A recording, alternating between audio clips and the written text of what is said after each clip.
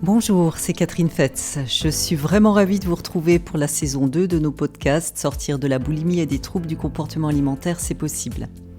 À nouveau, je vais tenter de répondre aux grandes questions que l'on se pose sur cette pathologie. Et cette fois-ci, je vais aussi vous partager le vécu de mes patientes.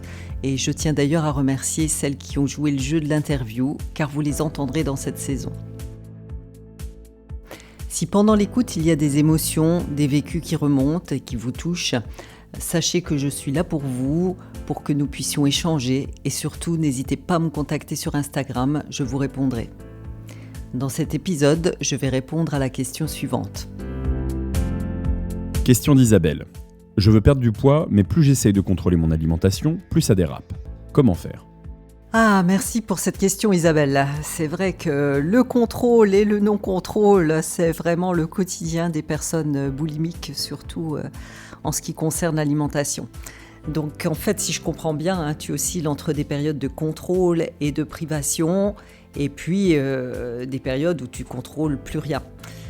Je connais bien ce problème, j'y ai été confrontée pendant plus de 30 ans avant de m'en sortir.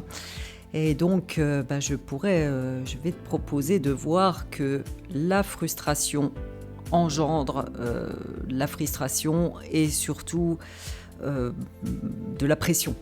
Au plus tu te prives, au plus tu focalises sur ce qui te manque et au plus quand tu l'obtiens, c'est open bar.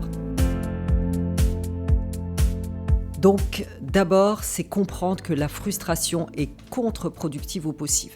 Et évidemment, le contrôle aussi, ça va ensemble. Donc la première règle, contre-intuitive en apparence, c'est pas de frustration.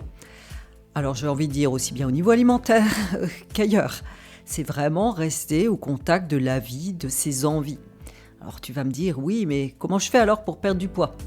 Eh bien, l'idée est de prioriser ce qui te fait vraiment le plus plaisir dans un repas et de le préparer dans les quantités où ton mental, en tout cas, te dit que tu n'es pas frustré.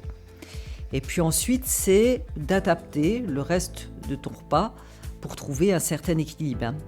C'est vraiment ce que je conseille et que j'ai également fait moi-même pour m'en sortir. Le fait de procéder ainsi permet de lâcher prise sur ce qui te manque si tu te frustres et de revenir à tes ressentis corporels.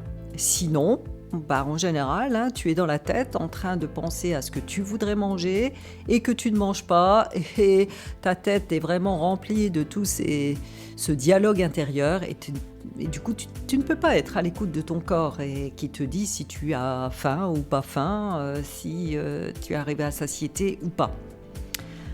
Donc le plus souvent, en procédant de cette manière, tu ne termines pas ce que tu t'es préparé parce que ton corps te dit stop et que tu es en mesure de l'écouter. Je te propose vraiment de tester ça et tu vas voir, c'est vraiment incroyable. C'est vraiment une chose qui m'a vraiment moi permis de sortir de la boulimie. Je pourrais ici partager mon expérience.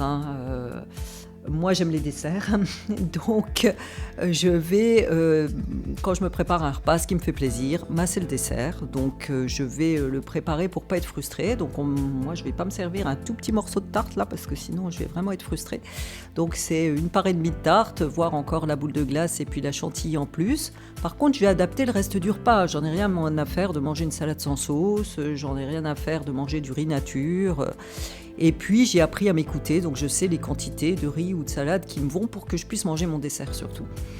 Et quand c'est comme ça, j'ai lâché le truc où je ne m'autorisais pas les desserts et puis après je cherchais toute l'après-midi dans le placard ce que je m'étais refusé, évidemment au moment du repas.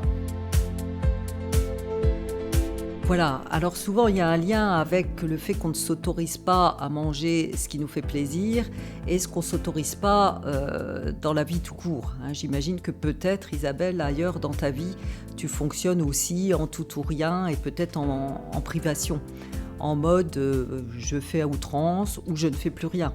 Je sais que beaucoup de mes patients au début de l'accompagnement fonctionnent comme ça. J'imagine que du coup, tu te juges de ne pas y arriver, que tu te compares, que tu te trouves nul. Tout va ensemble et au plus tu fonctionnes en tout ou rien dans ta vie, et au plus tu vas fonctionner en tout ou rien avec la bouffe. Donc en fixant des objectifs motivants, atteignables, réalistes, et surtout pour ne pas être frustré, en prenant conscience du fait que ça va bien fonctionner de ne pas te frustrer et des réussites que tu peux avoir en passant à l'action, au lieu de procrastiner par exemple, tu vas participer à renforcer ton estime de toi et cela participe de la diminution progressive des crises. Et ça marche vraiment, je te propose vraiment de tester cette façon de faire contre-intuitive. Si malgré mes réponses, d'autres questions vous viennent ou si vous avez besoin d'échanger sur ce sujet, sortir de la boulimie, c'est possible. Je l'ai fait et j'accompagne mes patientes en ce sens. Alors surtout, n'attendez pas et contactez-moi sur Instagram ou sur mon site boulimie-solution.fr.